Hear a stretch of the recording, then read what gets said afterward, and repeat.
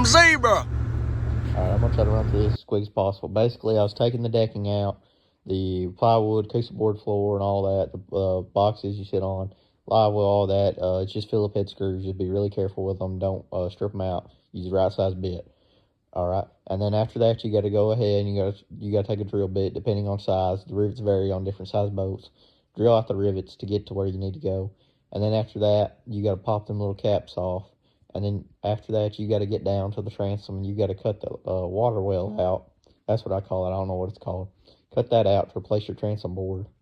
Everybody talks about how hard this foam is to get out. It's not that hard to get out. It's just time consuming. The best way I found was a Sawzall with a regular wood blade on it. Just run around in there. If not, you can use a knife, a shovel, whatever. Anything to get it out.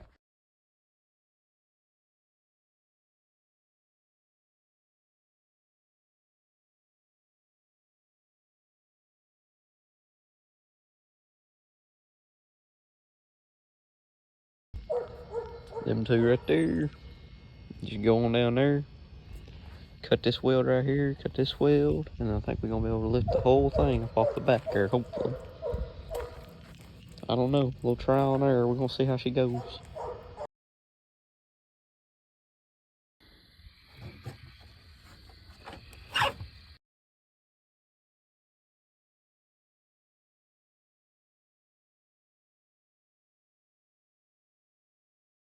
So, important thing about this. Everybody tells you to cut right down the middle of the weld. Don't do that. Cut on the side, the inside wall of the fucking weld. Because this is tube. I don't understand why everybody preaches that. Because I never caught that in any of these videos. They're lying to you. But anyways, if you cut right down the middle of the weld, you're going to cut right down the middle of the tube. And it's going to be a pain to get off on. So you're going to have to recut it anyways. And that'll leave you a huge gap to weld. If you don't know much about welding, it's a terrible, terrible thing to try to run that gap on aluminum. Anyways, just cut on the inside. It don't matter if you even cut like this far up. It's way better that way. Once I got it off super easy after doing that. Everybody tells you cut right down that weld. Stupid. This right here, you just cut on the inside of it. Please cut on the inside of it, gang. It's so hard not to, but anyways, we're down here to the transom. It's not really terribly bad. I honestly probably could have wrote it out, but we're here, so why not, redo it. But you live and you learn.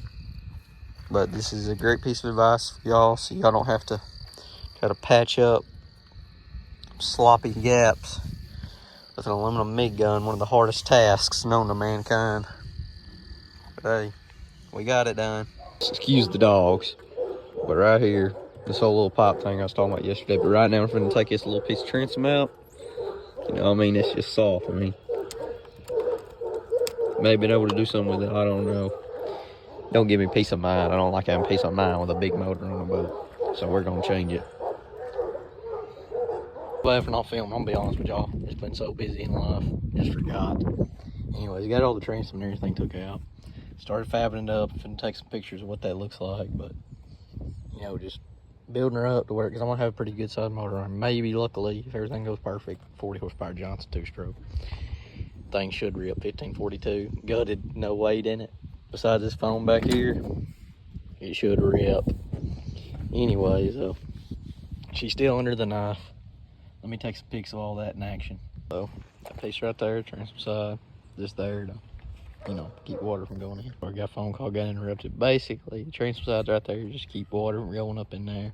And this is to build off of this 1/4-inch angle. I ain't got very much of it, so, I had to cut it a little shorter than I liked. I would have liked to run it all the way down to like right there, but oh well, money's tight.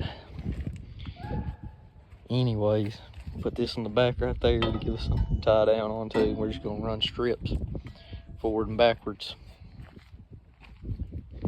Should be pretty stout by the time we're done. Sorry guys, I suck so much at filming all this. It's just been live getting in the way, but trailer, got the boat off trailer sitting on tires. Everything's going good with that. Pretty easy because everything's good. It's pretty lightweight. Got off 3 of us, sat down real easily. I didn't want to scuff it up or mess any of the rivets up. But anyways, just took the bunks off, took the lights off the trailer. That's it so far. I'm straightening out that fender over there. Try and get as close as I can to this one, which is perfect, but that one got bending in pretty badly. But just trying to get it close. It ain't got to be perfect. See how it goes. Thank y'all. Alright guys, so everything's taken off, basically stripped as best I can for right now. Just gonna leave that on there right there.